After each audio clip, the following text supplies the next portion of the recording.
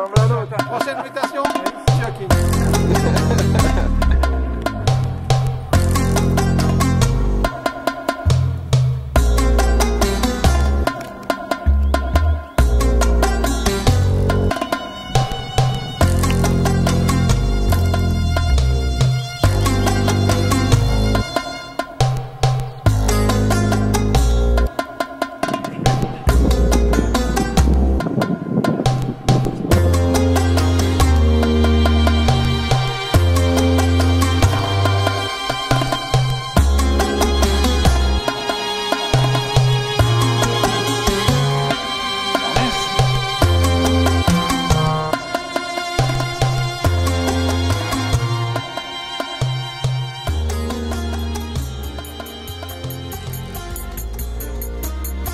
L'Asie mineure, ou Anatolie, du grec Anatolé qui signifie Est, est une large péninsule qui s'avance comme un pont entre l'Asie et l'Europe. Le long du littoral de la mer Noire et de la Méditerranée, on trouve des baies étroites, mais celles qui peuvent abriter les navires sont rares. L'est de la péninsule est couverte de hautes montagnes. Le plus haut sommet, le mont Ararat, culminant à 5165 mètres, suscite encore des expéditions qui ont pour but de découvrir des vestiges de l'arche de Noé. Vous savez que le lieu où nous trouvons, d'après les termes bibliques, s'appelle l'Asie mineure. Et c'est vrai que l'Asie mineure était un terme administratif romain qui désignait donc une région géographique comprenant la Carie, la Mysie, la Phrygie, la Lydie. Il faut savoir que dans l'Empire romain, il y avait deux types de provinces. Je vous rappelle que l'Empire romain a été véritablement une période très unique dans l'histoire de ce monde. Jamais dans l'histoire de l'humanité, il n'y a eu un si grand territoire unifié sous une même administration politique avec une telle stabilité.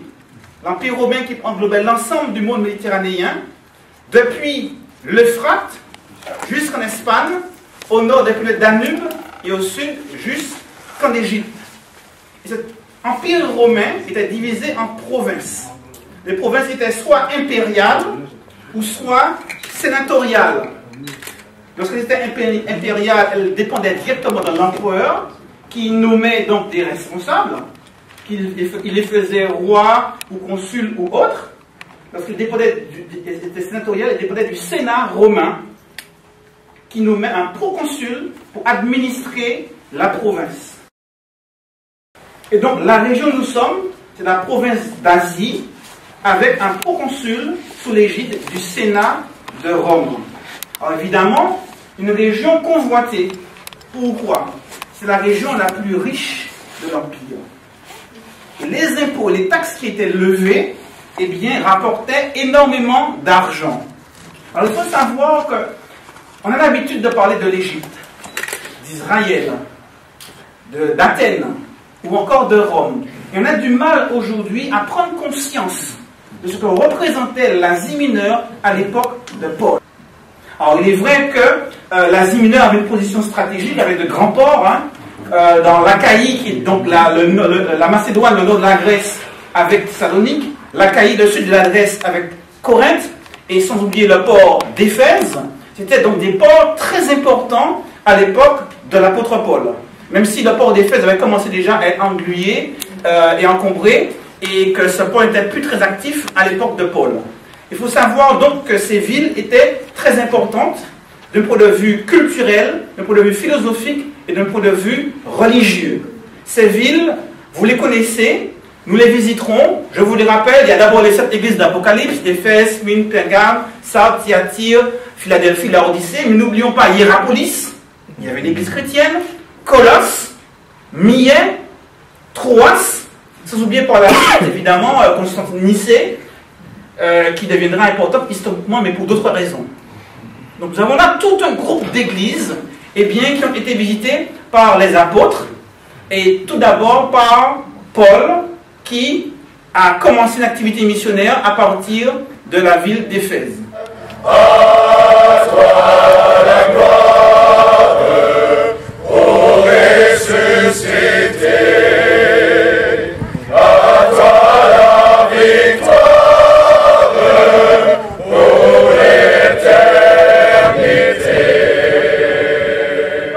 grandes villes étaient des villes qu'on a du mal à s'imaginer aujourd'hui. Donc je vais vous donner quelques détails. Il faut savoir qu'il y avait des édifices extraordinaires, des théâtres de 25 000, de 50 000 places.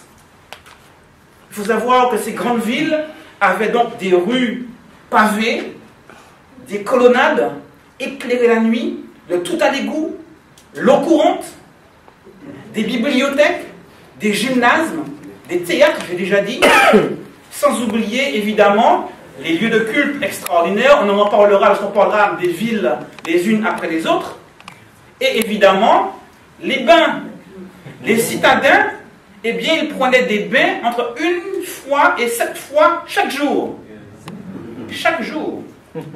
Donc, ces bains publics étaient des rituels, des moments de rassemblement où les uns les autres allaient pour pouvoir se rencontrer, discuter, et c'était au cœur véritablement de la vie sociale.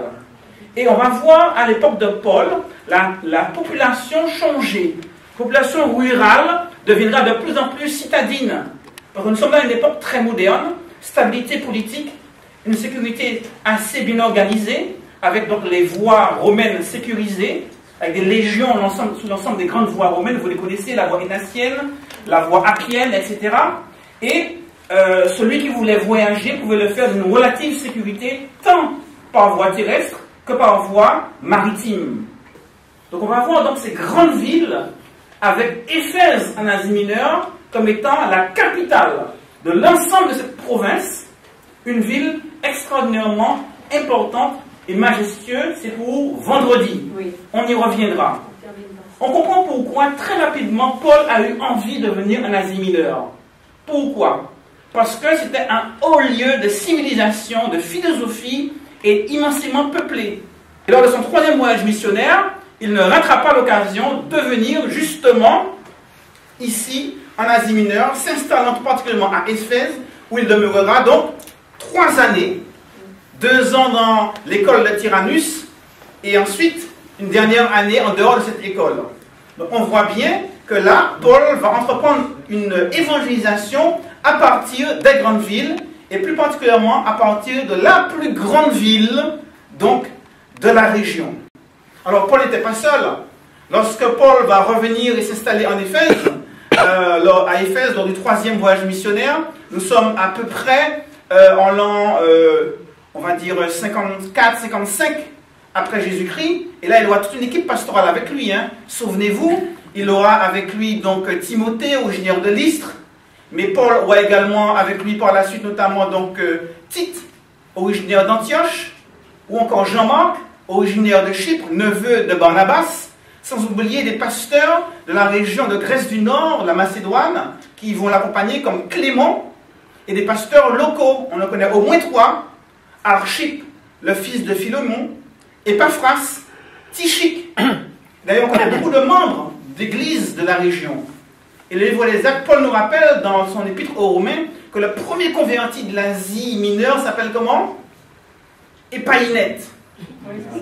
Épaïnète, le premier converti de l'Asie mineure. Et ce premier converti sera le premier d'une multitude, hein, parce qu'on connaît beaucoup, et on vous parlera d'autres personnes, hein, Alexandre le Forgeron, Phigèle, Hémogène, on connaît ces noms de membres d'église, et ça fait quand même quelque chose de voir que nous sommes là au cœur d'une région où il y a des membres d'église dont on connaît le nom, mais quelquefois des caractéristiques par rapport à leur personnalité, par rapport à leur engagement spirituel, qui ont vécu dans ces villes que nous allons visiter et qui ont mené une action missionnaire.